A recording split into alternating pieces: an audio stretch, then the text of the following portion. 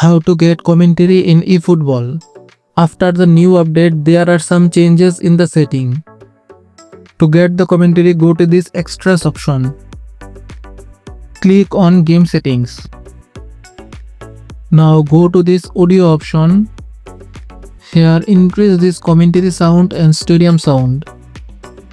If you don't increase it, you cannot hear any commentary in the game. You can mute the music volume option only.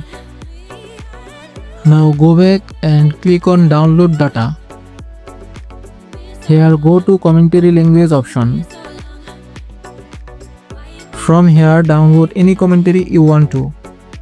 To download, click on the language, then click on download. To download the commentary, you have to wait in this screen. For now, I am cancelling it. After complete the download, select the commentary, then restart the game. Now start playing. You can now hear commentary in game. Thank you.